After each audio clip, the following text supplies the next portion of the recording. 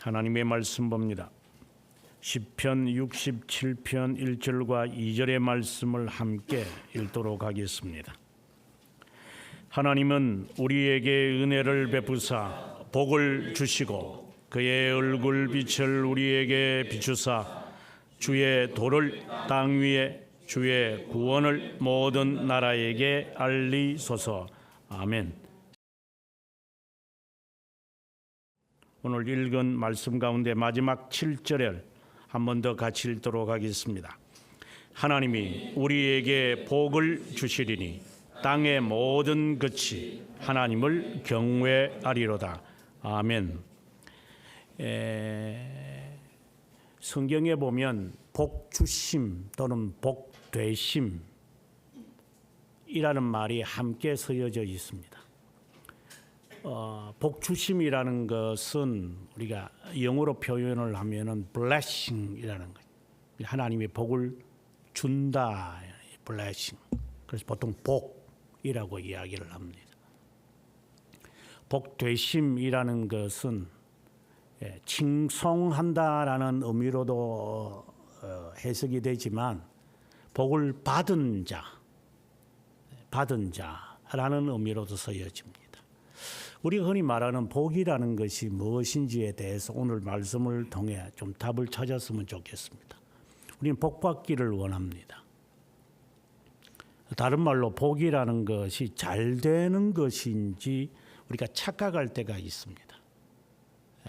그래서 번영신학, 이제 퀸 씨에 의해서 시작되어진 이런 그 신학, 저희 나라에는 신사상이라는 말로 바뀌어지고 오순절, 20세기 초부터 시작했던 오순절, 그리고 20세기 중엽에 시작되어진 은사주의, 이런 등등의 물결 속에 마치 20세기와 21세기, 여러분들 대체적으로 20세기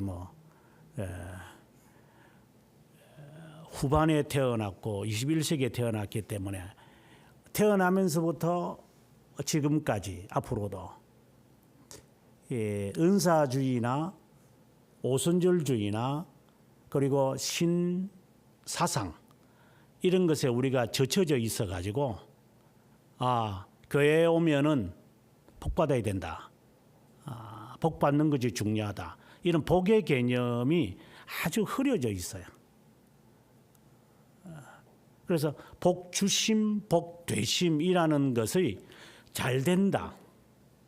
그래서 번영신학이 이제 시작되면서 20세기에 이제 많은 사람들에게 오순절의 우두머리 가운데 한 명인 조용기라는 작가, 요한 1서 1장에 있는 말씀을 이용해 가지고 내 영혼이 잘 되면 범사가 잘 되고 내가 형통하기를 원한다.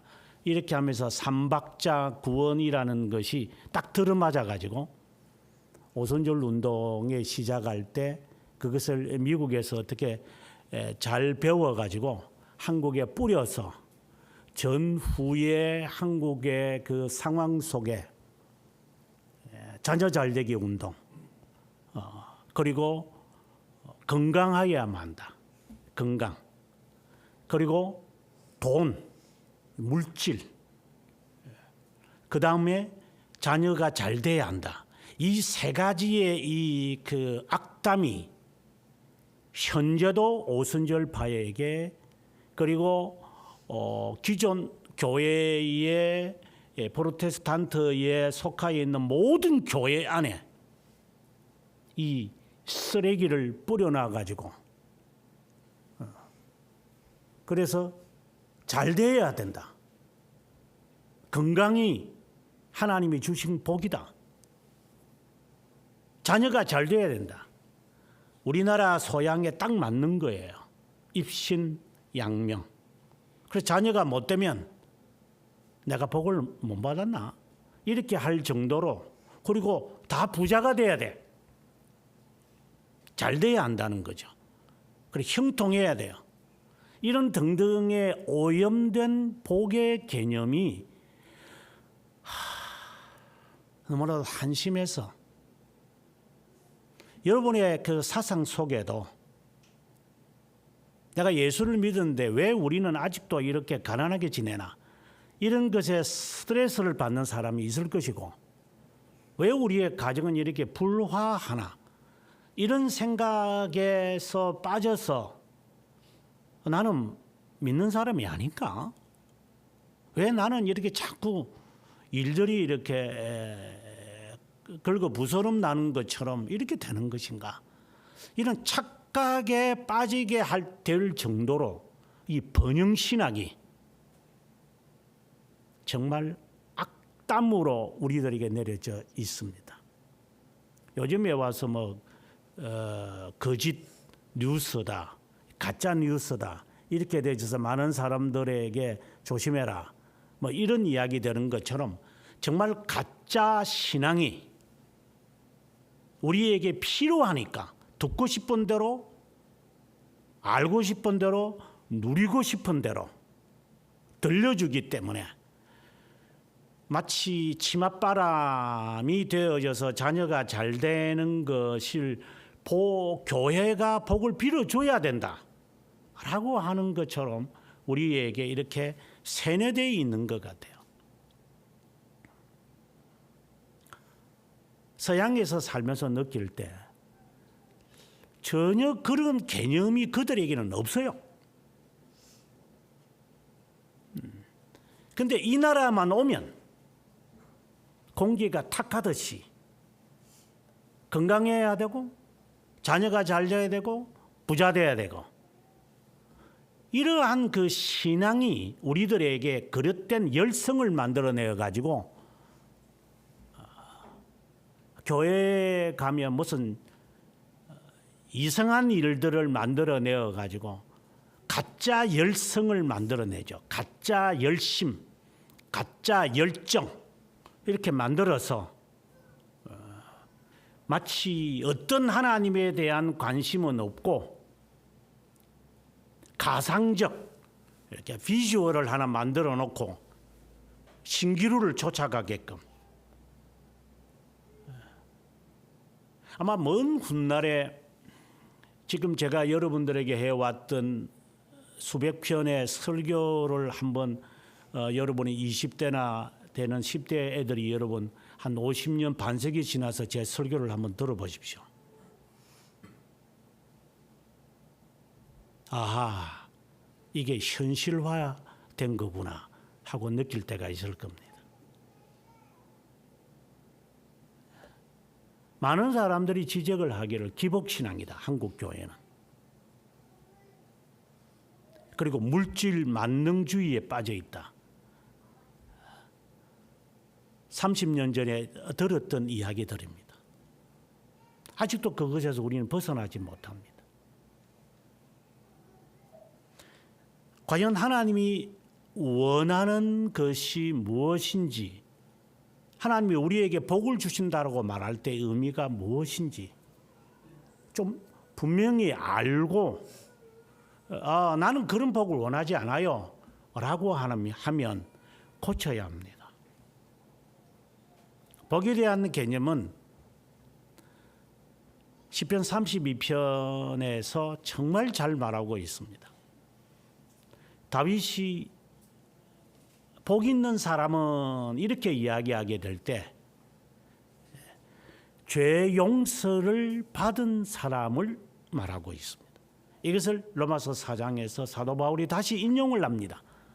죄 용서와 칭의라고 하는 겁니다.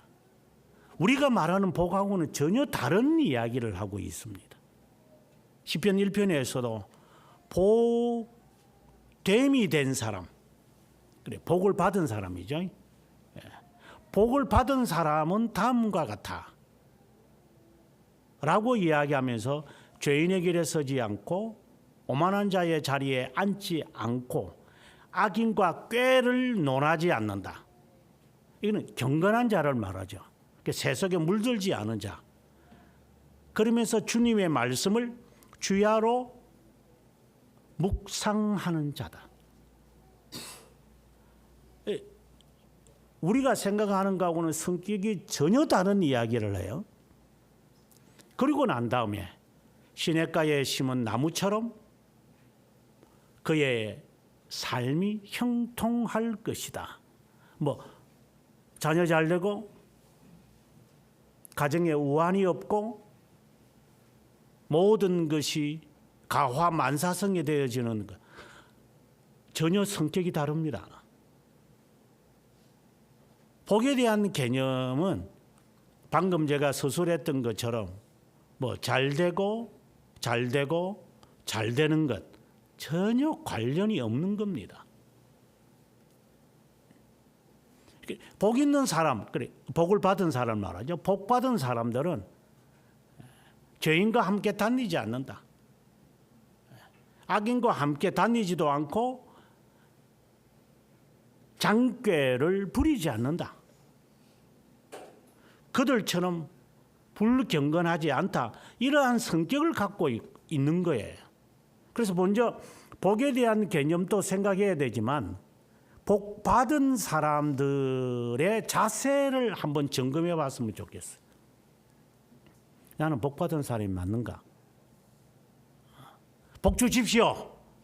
이렇게 말하기 전에 나는 복을 하나님으로부터 복 받는 자가 된 것이 맞나? 스스로에게 한번 질문해 봤으면 좋겠어요.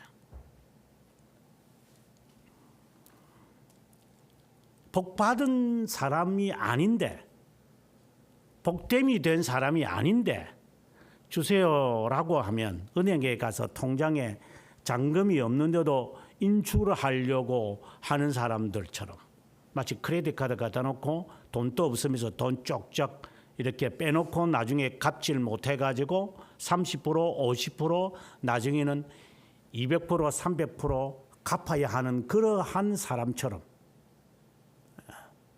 카드 집어넣으면 돈 나오죠.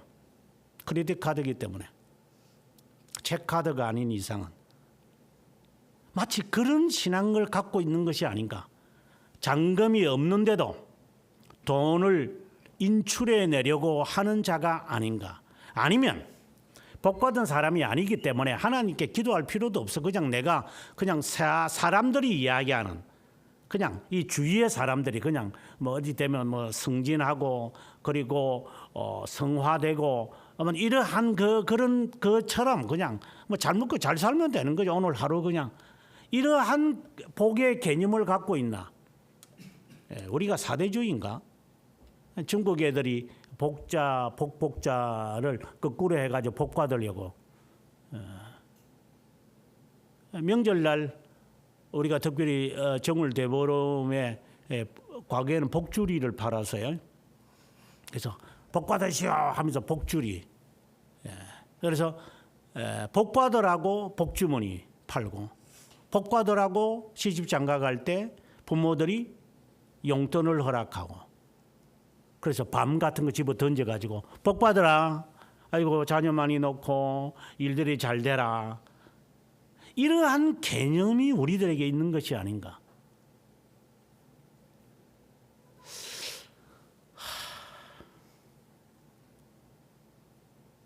그렇게 되려고 이제 지금 11월 달이니까 이제 10월 달이니까 다음 달에 시험 치는 것 때문에 아마 고3 부모 둔 사람들은 아마 열심히 기도할 거예요.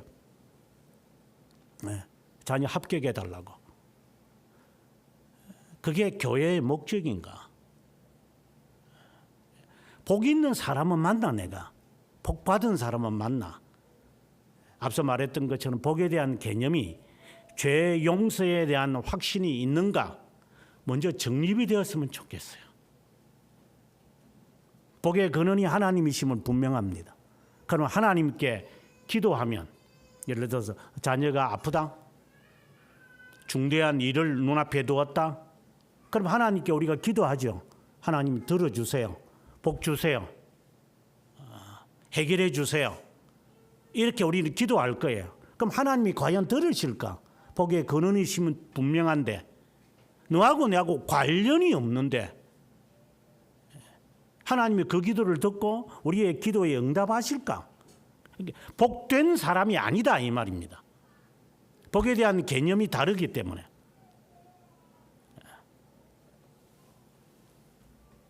칭의를 받은 자는 맞나? 어렵다 여김을 받은 자죠. 그러면 복에 대한 개념이 죄 용서라고 해서요. 칭의, 하나님의 자녀가 된 은혜를 받은 거죠. 그런 사람들의 가지고 있는 경건한 자세가 앞서 말씀드렸던 시편 1편 1절에 잘 말하고 있어요. 아주 간단하게 말하고 있어요.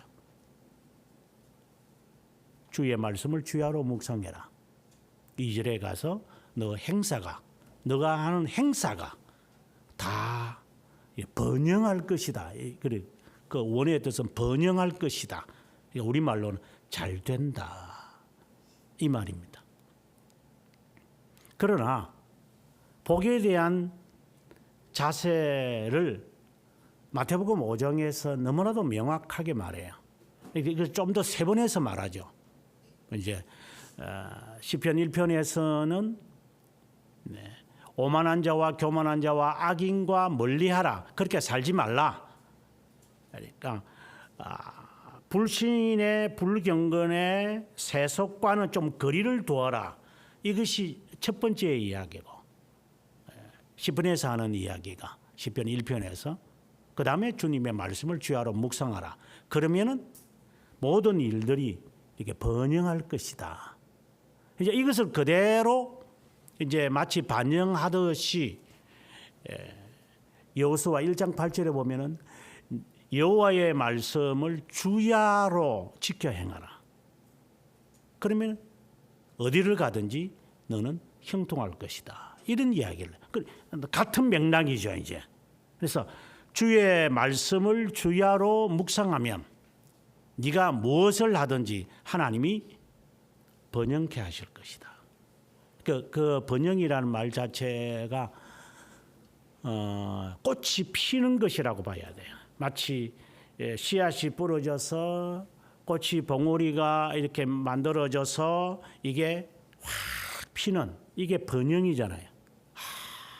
이제 꽃이 폈으니까 조금 있으면 이게 꽃이 폈다는 것은 열매가 될 가능성이 있는 거잖아요. 이제는 열매가 맺히겠구나. 이제 이렇게 되어지는 그 번영하게 할 것이다.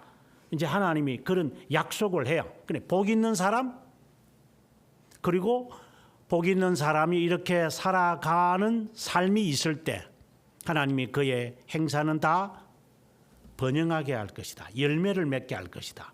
이것이 분명해요. 그래서 복에 대한 개념이 분명해야 돼요.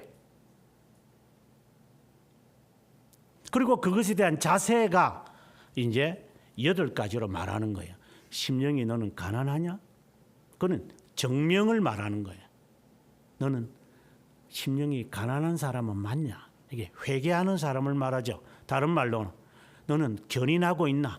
세속에 물들지 않았다고 하는데 너는 세속에 물들지 않으려면 어떻게 힘써야 하는지를 아느냐? 언젠가 이런 말을 했는데 외국에서 살 만큼 살았는데 그 영어적 감각을 제가 유지해야 되잖아요.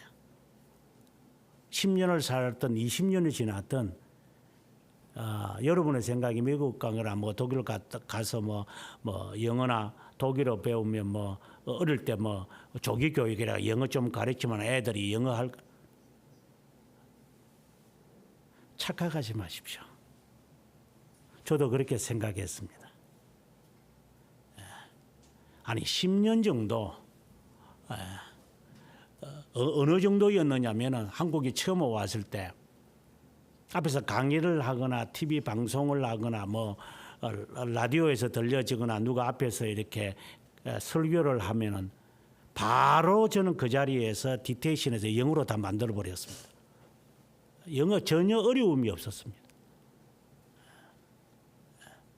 그런데 한 10년, 20년 살면 이게 감각이 잊어버려집니다.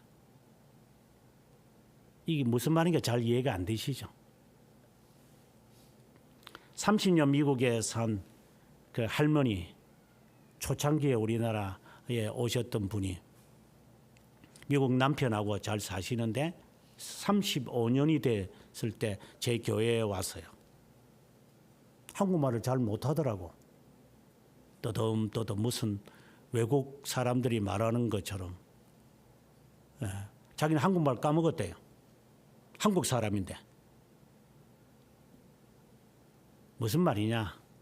연습하지 않으면 30년을 살든 50년을 살았든 별로 남지 않습니다. 물론 이제 기억이 납니다. 희미하게. 하지만 그 감각은 사라져 버립니다. 그걸 유지하기 위해서 끊임없이 노력합니다. 그래서 저는 개인적으로 한글의 글들을 거의 읽지 않으려 합니다. 이 감각을 유지해야 되니까.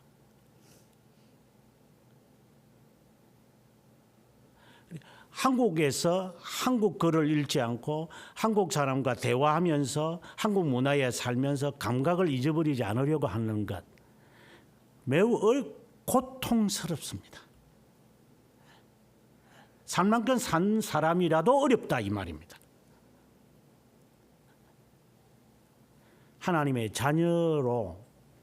자녀가 되었다는 확신을 갖고 있으면서 이 세상에서 하나님의 자녀로 살아가는 게 얼마나 어렵다는 것을 제가 말하고 싶은 겁니다. 어렵습니다. 유튜브에 보니까 어느 분이 그래요. 저는 실제로 그런가? 제가 테스트를 해봤습니다만 저도 참 힘들구나 하는 생각을 해본 게 뭐냐? 한 발로 서서 네가 15초 이상을 제자리에서 있을까? 여러분 오늘 예배 마치고 가서 한번 해보세요. 15초를 서 있는지 거의 불가능할 겁니다. 눈 감고 15초 있다면 그 사람은 정신 똑바른 사람이고 몸이 제대로 된 사람입니다. 15초도 못 있습니다. 테스트 해보세요. 눈 감고 5초도 못 버틸 겁니다. 그래서 벌써 나의 건강에 이상이 있다는 겁니다.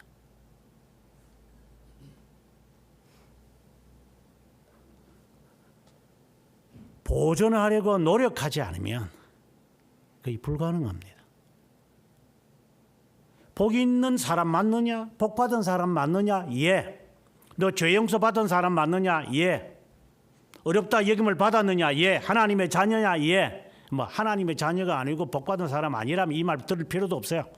하지 마세요. 관심 갖지 마세요.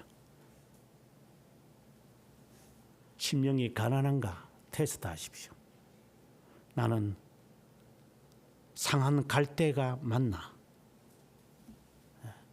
나는 애통하는 사람인가? 이것도 회개를 말하죠. 나는 항상 하나님 앞에 울면서 세리처럼 기도하는 사람이 맞나? 벌써 이그러지기 시작하지요. 너는 마음이 온유하냐? 네 마음씨가 곱냐? 아주 못된 성격들이 많거든요. 정말 너는 마음이 착하냐? 너는 마음이 좋아서 아유 지나가는 사람도 저거는 복 받겠다. 그래. 부모가 하는 말이 이삭이 야곱에게 복을 빌듯이 너는 복 받는다. 너는 복 받을 거야. 부모가 나에게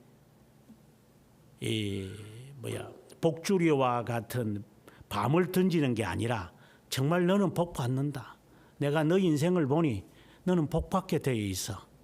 이런 사람 맞아요? 온유한 사람인데. 아니 뭐 부모가 정상일 때를 하는 말입니다.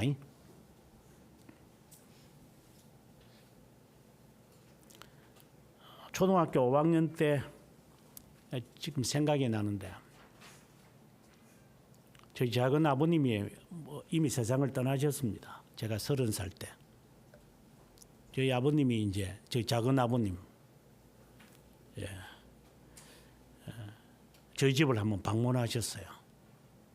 그 학교장이셨는데 와서 저희가 아주 가난하니까 산 꼭대기에 살고 있었으니까 지금은 거기 아파트가 세워져 있더구만. 그때는 산 골짜기에 살았거든요. 와서 이제 저를 처음 이제 초등학교 5학년 때 제 모습을 본 거예요. 저는 그분이 하셨던 이 말을 제 마음속에 새기고 있습니다.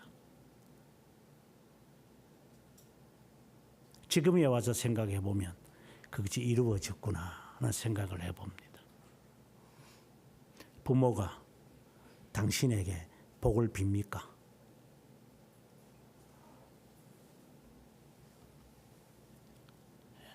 의를 사모합니까? 의가 배고픕니까? 하나님의 그 의가 너무 갈급해. 갈증을 느끼는 것.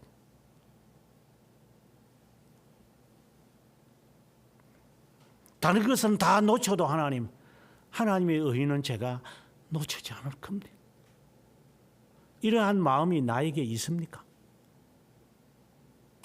마음이 깨끗합니까? 청결한 사람입니까? 내가 나를 봐도 조금 사람이 좀 변한 것 같다. 아, 이거 성격이 참 못됐는데 나도. 지가 지를 보면서 착하다는 사람은 그는 정신병자고 이만하면 됐다 라고 할 수는 있어도 나는 그래도 세상에서 가장 정직한 사람이다 하면 그는 정신 이렇게 미친 사람이죠. 너는 인간관계에서 평화를 조성하는 자는 맞나? 이간질을 시키는 거가. 우리가 인생을 살면서 그런 경우가 있거든. 그리고 너는 앞서 말씀드린 대로 의에 대하여 배가 고픈가? 아니면 그 의 때문에 핍박을 받나? 이 8가지의 이 성격을 자신에게 한번 비춰보세요. 그리고 난 다음에 복을 하나님께 기도합시다. 이걸 위해서 우리는 애통해야 돼요. 하나님이 주시는 복이 있기 때문에. 나는 회개하나? 나는 깨끗하나? 의를 위하여 핍박을 받고 있나? 아니면 죽기까지 내가 할 것인가? 그리고 난 다음에 하나님께 복을 받으십시오. 나는 그런 자에게 목사로서 복을 빌 겁니다. 복 받으라. 네가 하는 일이 형통해라. 네가 하는 일이 잘 되라. 네가 하는 일이 강건하기를 바란다. 나는 복 이끌고 싶습니다.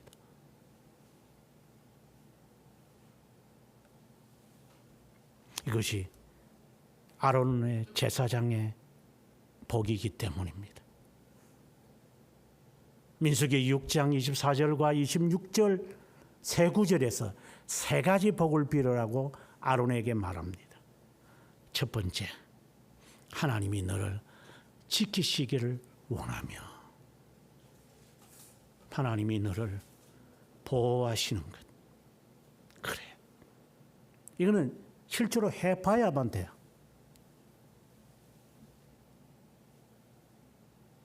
낙오되고 그리고 뭐 우리가 흔히 하는 말대로 레이오프를 당해보고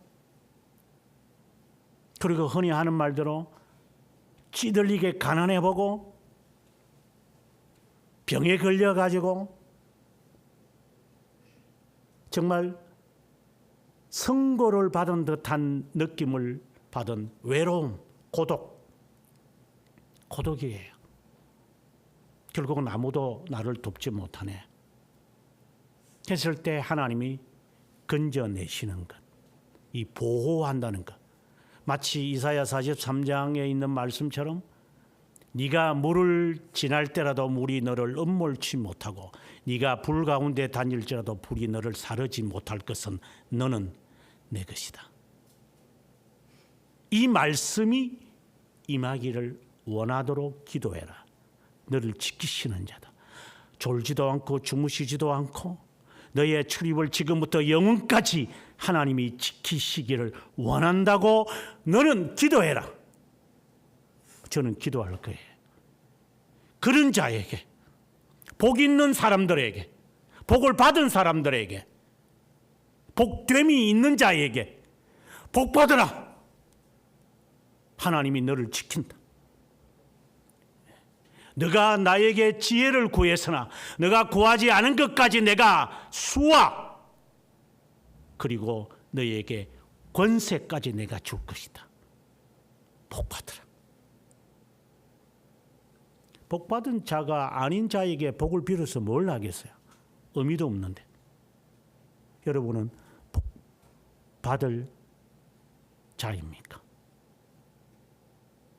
스스로 점검하세요. 나는 저주받을, 아니면 저주받는 거잖아요. 둘 중에 하나니까. 나는 저주받는 자인가? 나는 복을 받은 자인가? 두 번째 아론의 복에서는 하나님이 너에게 얼굴을 비추시기를 원한다. 이 말은. 하나님이 얼굴을 너에게 비춘다? 무슨 뜻일까요? 하나님이 자신이 우리들에게 현현하시기를 바랍니다. 그래서 보통 사람들이 이렇게 하죠. 참 하나님이 나에게 복을 주시는구나. 이게 하나님께로부터 왔네. 또 어떤 사람은 하나님이 두렵네. 이러한 그 삶, 하나님과의 이 교제하는 이러한 것이 그의 삶에 있어요. 그런데 이것이 자칫하면 이게 망상에 빠져가지고 어떤 사람들은 때려도 주여하고 한숨을 쉬는 게 주여로 나올 수 있기 때문에 좀 헷갈리기는 하지만, 죄 사함을 받은 증거와 어렵다 여기심을 받았다라고 하는 이 증거가 전제되어 있을 때 지금 하는 이야기입니다. 세 번째, 하나님은 너에게 평강을 주시기를 원하노라. 이게 인생 살아보면 알아요. 하나님이 나에게 평강을 주시구나. 터버런스가 있는 가운데도 그래, 나는 평안하다. 나는 평안하다. 그 이유는 이제 하나님이 함께 하신다는 그 첫 번째 복이 확신하게 돼 있어요. 그래서 하나님은 나에게 평강 주시기를 원한다. 이렇게 이제 기도하게 되어져요. 제가 여러분들에게 어떤 기도를 할 것 같아요? 저는 여러분들의 이름을 부르면서 기도합니다.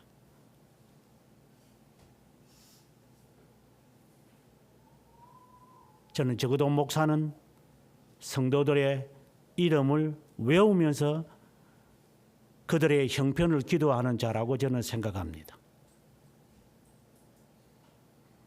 제가 여러분들의 이름을 부르면서 무슨 기도를 할 것 같습니까? 저주받으라 할 것 같습니까? 아니면은 방금 이야기한 것처럼 복이 있기를 원한다. 복 받기를 원한다. 이렇게 기도할 것 같습니까?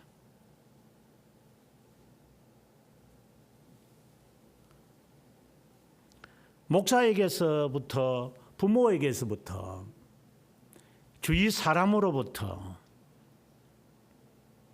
어른으로부터 참 너는 복 받을 자다. 너는 복 있는 사람이다. 이렇게 인정을, 사람에게 인정받는 건 별로 중요한 것은 아니지만 적어도 이렇게 나타나는 한 부분의 이야기로서 너는 복 받을 거다 라고 하는 사람이라면 감이 올 거예요. 나는 복 받은 사람이다.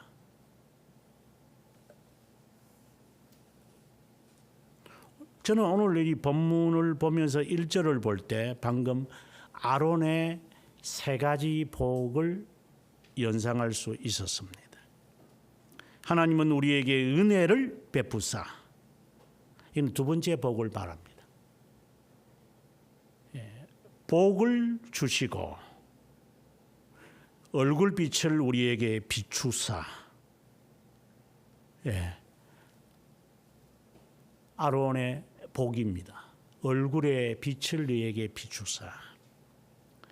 그다음에 2절에 보면 주의 도를 땅 위에 주의 구원을 모든 백성에게 알리소서. 평강의 복을 비는, 마치 제사장의 복을, 아론의 복을 반복하는 듯한 느낌을 받았습니다. 근데 좀 더 깊게 들어가면 65편, 6편, 7편, 8편은 이 네 가지, 실제는 5편, 6편, 65편, 6편, 7편, 8편을 하나를 다 봐야 돼요. 그래서 이 67편에서 이 기도가 나오는 이유를 우리가 찾아낼 수 있어요. 그냥 이것만 딱 떼고 나면은 그렇다 이렇게 되어지지만 이건 하나의 4개의 시리즈예요. 그래서 그 가운데 오늘의 이 말씀이 있어요. 그래서 제가 여러분들에게 길게 복 받은 게 맞습니까? 복이 뭡니까? 복 받은 사람들의 자세가 어떤 겁니까? 하고 길게 이야기했던 거예요. 이제 다윗은 복 받은 사람들을 위해서 하나님 앞에 기도하기 시작합니다. 어떤 기도를 드리는가? 1절에서 아론의 기도를 연상시키죠. 2절에 가서 복의 목적을 우리에게 말합니다. 복 받는 목적이 뭐죠? 잘 먹고 잘 살고 잘 되는, 이제 보통 그런 거 말하죠. 소화가 잘 되는 게 건강하다는 거잖아요. 앞서도 말씀드렸지만 한 발로 서가지고 한번 15초 있는지 스스로 테스트 해봐라. 그래서 제가 토요일 아침마다 여러분이 제가 그렇게 하는 것을 볼 겁니다. 한결로 한 발로 서서, 그것도 눈 뜨지 말고 눈 감고 한번 걸어가 보세요. 100m 걸어가면 그 사람은 초인입니다. 10m도 못 걸어갈 겁니다. 그 말은 정신이, 이게 눈에 나의 이 시선을 주고 눈이 나의 건강을 말하기 때문입니다. 그래서 이 안 보이면 이 몸의 균형을 못 잡아요, 인간이.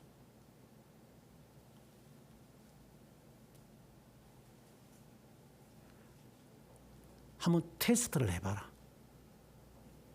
젊은 놈이라고 건강한 거 아니고 늙은 사람이라고 해서 건강이 없는 게 아니에요. 정신 똑바로 차려야 될 겁니다.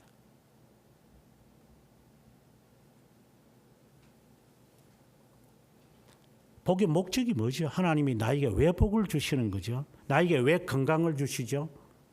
복의 여러 가지들 가운데서 하나님 왜 나에게 이렇게 일을 하는 일마다 잘 되게 하시죠? 잘 못 되게 한다 이러면 할 말이 없지만 왜 못 되게 합니까? 그 이유가 무엇이 있습니까? 파악은 하셨습니까? 내가 열심히 안 해서 그렇죠. 열심히 한다고 됩니까?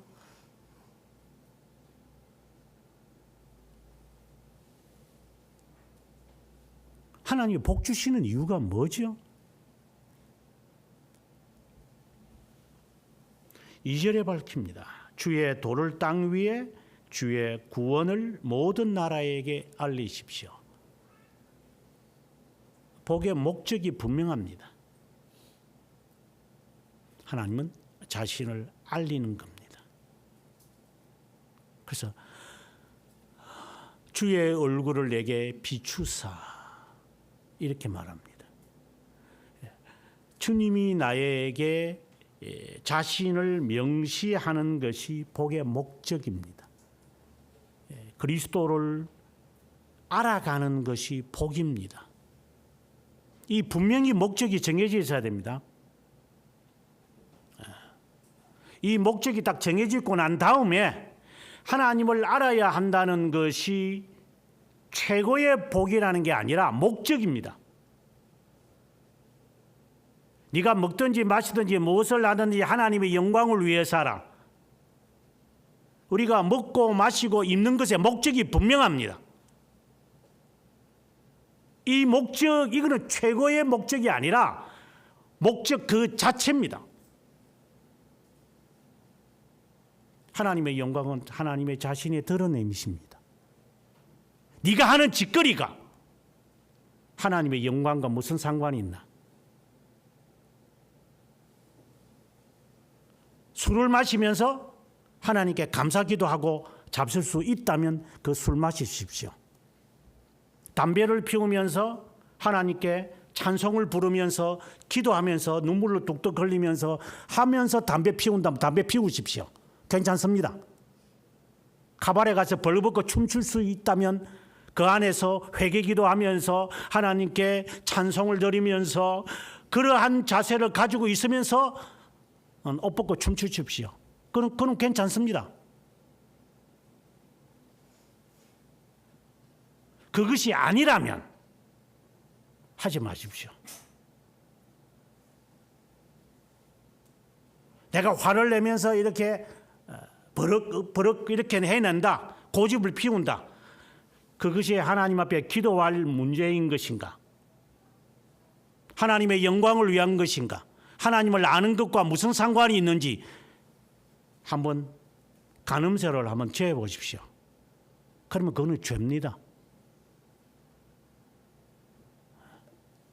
어떤 사람들은 하는 말이 몸을 위해서 소주를 쓰라고 성경에 디모데에게 했다고 하는데요. 예, 맞습니다. 그건 기도할 수 있는 겁니다. 건강을 위해서. 하지만 그거하고 네가 즐기는 거하고 같나?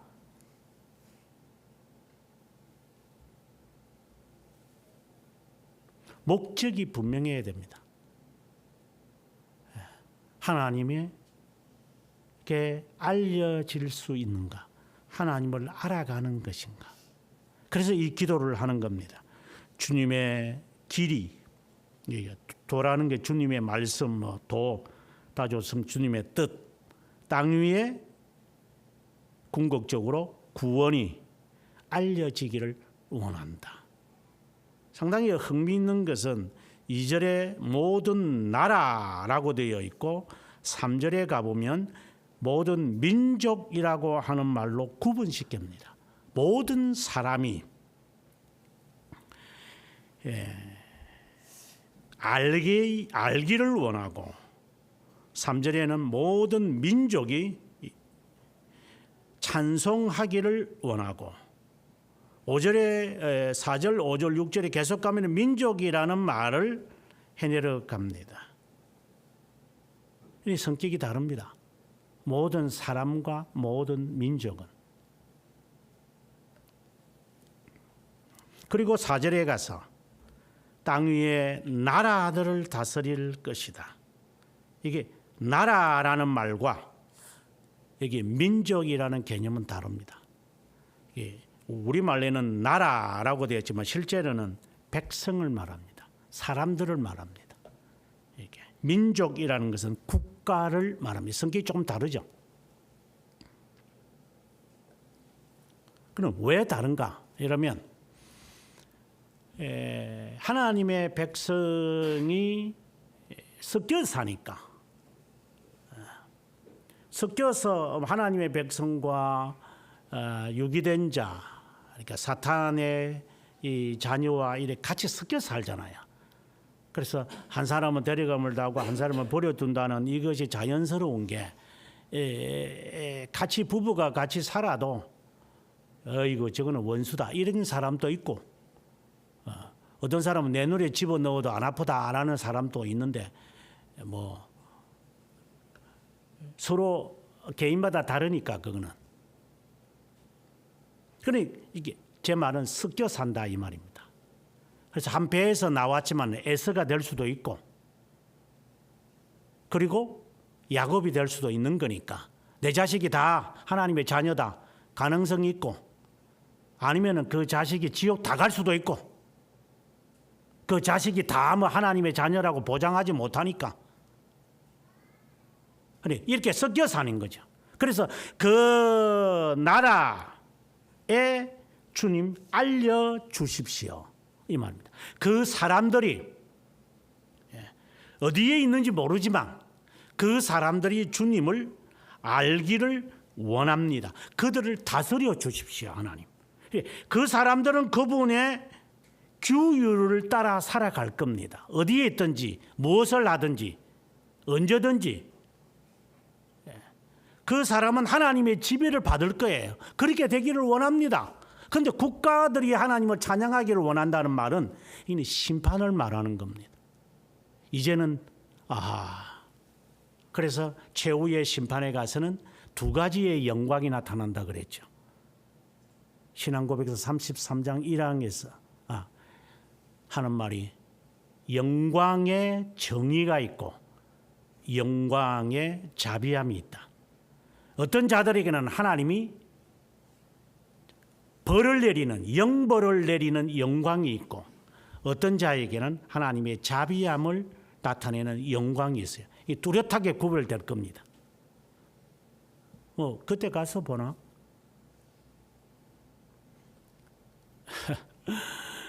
그때 가서 본다고요? 죽어봐야 아나? 아니요. 죽기 전에 이미 너는 정죄를 받았느니라. 영생함을 얻었고 요한복음 5장 24절의 말씀입니다. 이 세상에 살면서 그는 자비함의 영광을 체험합니다. 그리고 이 사람은 저주를 체험합니다. 그래서 어쨌든 좀 더 연장해보고 좀 더 자고 싶어요. 좀 더 놀고 싶어요. 좀 더 눕고 싶어요. 계속 하고 싶어요. 뭔가가 이렇게 욕망에 차지를 않아요. 그래서 계속해서 해야 돼요. 이게는. 그는 갈증이 의의 갈증이 아니라 의를 따라가려고 하는 갈증이 아니라 이 욕망과 욕정과 욕심에 대한 이 갈증이 있어요. 이게 만족이라는 게 없고 만족이라는 것이 또 우리가 해석을 또 달리 해야 될 필요가 있지만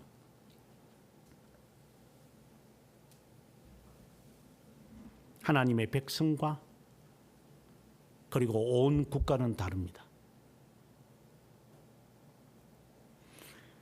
그러고 난 다음에 이제 3절부터 5절까지 어떻게 될 것을 이야기합니다. 심지어 4절에 가보면 민족이 이는 국가들마다 서로 섞여 있는 이거는 하나님의 백성도 있을 수 있고 그렇지 않을 수도 있겠지만 특별히 이 세상에 있는 국가들을 말합니다.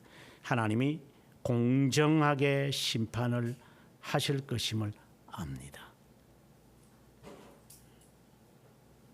그리고 땅 위에 있는 나라들을 하나님이 다스릴 것임을 압니다. 여기는 하나님 섞여 살고 있는 하나님의 자녀를 말합니다. 어떤 자에게는 하나님께서 심판하실 것이고 어떤 자를 하나님이 다스리셔서 인도하실 겁니다.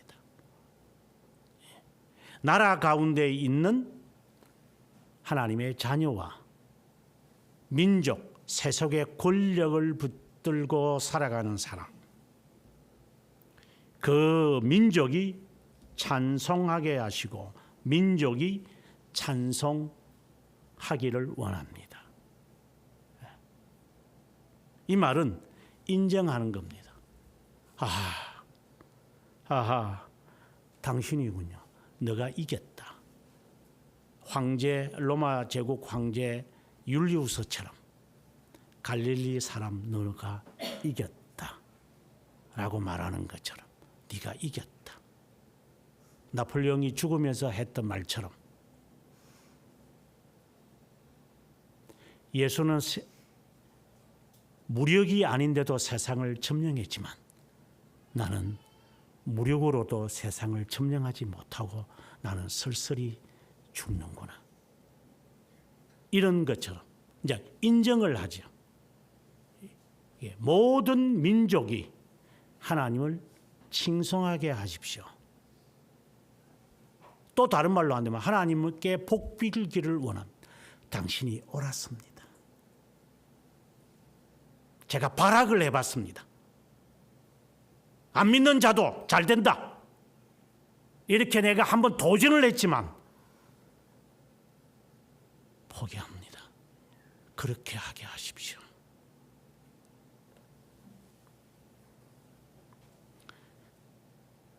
(6절에) 가서 (1절의) 말씀을 다시 갖고 옵니다. 땅이 소산을 내어 주었으니 우리의 하나님이 우리에게 복을 주실 것입니다. 여기서 우리는 모든 나라에 있는 자, 선택된 자를 말합니다. 하나님이 우리에게 복을 주시니 땅의 끝이, 이게 모든 땅이죠. 모든 자가 하나님을 경외할 것입니다. 묻습니다. 당신은 복받은 자가 맞습니까? 죄 사함을 받았습니까? 아니, 이거는 상당히 교만한 질문입니다. 죄 사함을 받았다라는 말을 다른 말로 한다면 예수 그리스도를 믿습니까? 그것도 너무 큰 질문이라면 당신은 심령이 가난한 자입니까? 죄를 모양이라도 버리려고 어떤 영적 투쟁을 합니까? 스스로에게 질문해 보면 됩니다. 너는 애통하는 자인가? 어떤 사람은 그래요. 나는 뭐 기도할 때 눈물도 한 번도 안 흘려봤다.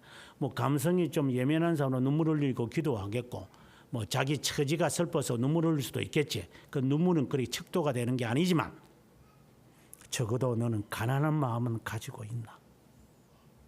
이 세상에서 나는 가장 비천한 놈인지 인정을 하나 물어봅니다.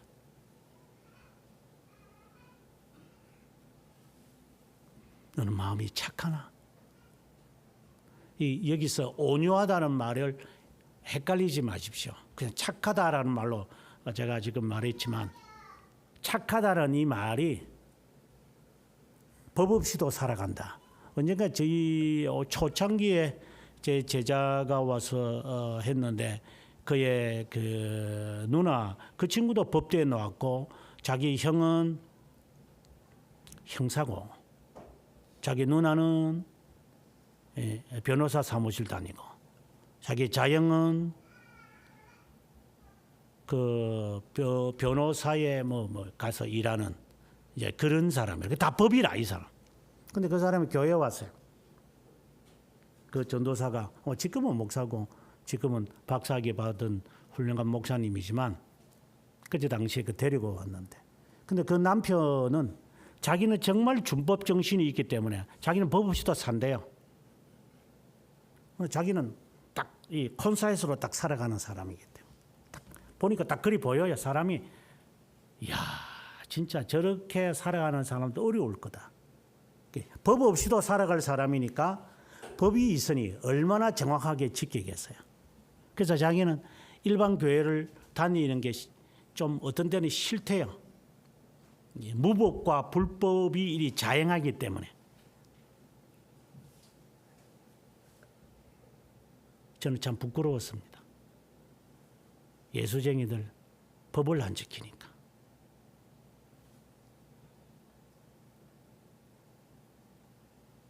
제 며느리도 이제 법과 관련된 데서 일을 해요. 예민하죠. 법에 대해서. 예수쟁이들, 특별히 목사들, 법 안 지키는 것을 보면서 실망과 시리에 빠진 적이 있었다 그러더라고요. 이제 지금은 회복됐죠. 예수쟁이들, 법도 안 지키는 놈들.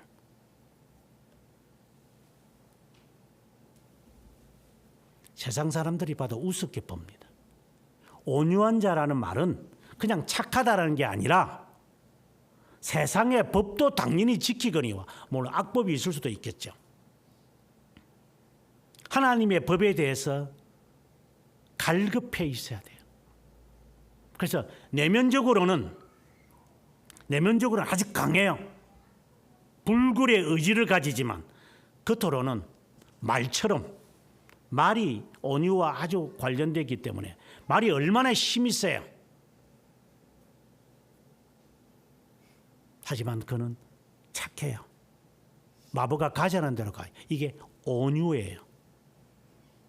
근데 겉으로는 강하고 속으로는 물렁 터지가지고 그는 온유가 아니고 그는 교만입니다. 속으로는 옳은 것을 향하여 집념이 있는 사람이고 겉으로는 뭐 그런 것까지 뭐 내가 뭐 신경을 쓰면서 살까? 별로 중요하지 않아요. 작은 것에는 신경을 쓰고 큰 것은 삼켜 먹는 그런 자들은 아니죠. 나는 그런 자인가? 이제 떠올려 보면 돼요. 아, 그러면 내가 복받은 자구나. 예. 라고 자기를 볼 수 있어요. 하나님은 의향을 보시기 때문에. 네가 하나님의 법을 그렇게 사모하려고 애쓰고 노력을 하고 앞서의 그 1장 2절 시편에 있는 것처럼 주야로 묵상하는 것처럼 너 그렇게 사모하냐? 정말 사모하는 사람들 뭐 행사 처리를 가지고 뭐 하는 거 그걸 말하는 게 아니라 너는 10년이 지나도 네가 흰머리가 되더라도 너는 이 자리를 지킬 것이냐? 예, 하나님 꼭 지키겠습니다. 그 결혼할 때 보면 잘 아는데 결혼할 때 항상 하는 말이 예? 검은 콩팥뿌리가 되도록 너 사랑할 것이냐 이렇게 합니다. 저도 결혼할 때 생각이 납니다. 목사님이 너 옆에 있는 배우자를 팥뿌리가 될 때까지 너 사랑하고 보호할 것이냐. 그때 저 나이 27에 저는 그 뜻은 잘 모르죠. 뭐 지금 까만 머리인데 제가 뭘 알겠어요. 하나님 맹세합니다. 결혼한 사람에게 묻습니다. 당신은 그렇게 존경하고 사랑합니까? 아내를. 겉으로 막 아양 떨고 하지 말고 막 그런 거 그냥 구역질 나니까. 막 여뻥하고 그런 소리 하지 말고 제발 진심으로 너는 존경하는가? 네 남편을. 존경할 대상이 되나?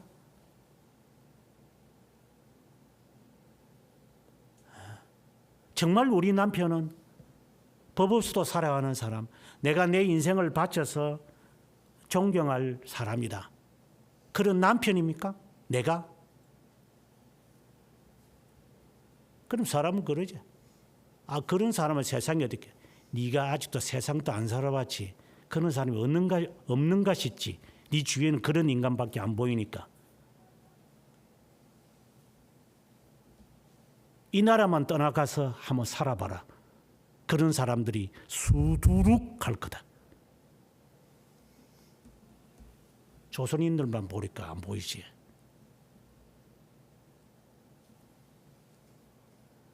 정말 존경하고 덮어주고 조건을 보고 이유를 묻는 게 아니라 그래 정말 감사합니다. 이런 것이 우리의 삶에 얼마나 있을까? 물론 인간의 욕망을 두고 하는 게 아닙니다. 개인의 욕망이 있어요. 뭐 그런 사람이 아닌데 그런 사람 만나겠어요? 저는 그래서 봅니다.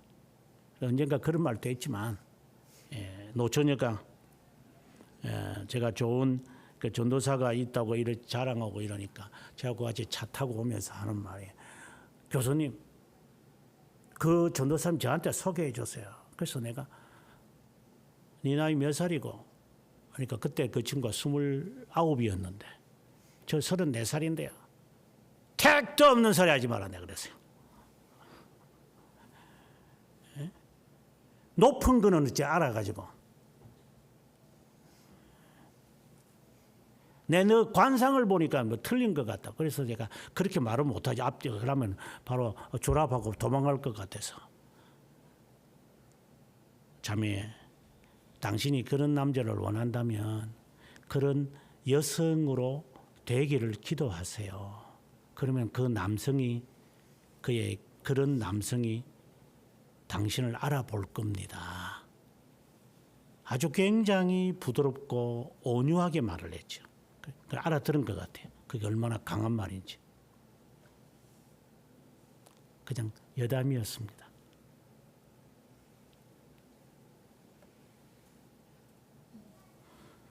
내가 복받은 사람 맞는가? 나는 악에서 떠나려고 그렇게 몸부림치나? 자신을 점검해 보면 이제 하나님이 그런 자에게 번영의 복을 허락하실 겁니다. 그러면 나는 지금까지 예수를 믿어도 그는 번영의 복을 받지 않았는데, 그것은 그냥 부스러기에 불과한 겁니다. 하나님을 아는 것이 당신의 복이기 때문에 알게 하려고 하나님이 그런 부스러기들을 허락한 것뿐입니다. 그걸 개의치 않습니다. 그리고 하나님 앞에 섰을 때 나는 당신을 바라보고 살았습니다. 비록 나의 시작은 뒤틀어져 있었지만 당신을 만나고 난 다음 저는 달라졌습니다. 내 삶이 바뀌었고 내 인생의 목적이 바뀌었고 내 인간됨이 바뀌었습니다. 그래서 당신을 고대했습니다. 하고 주님을 알아보겠죠. 그래서 복 있는 자다.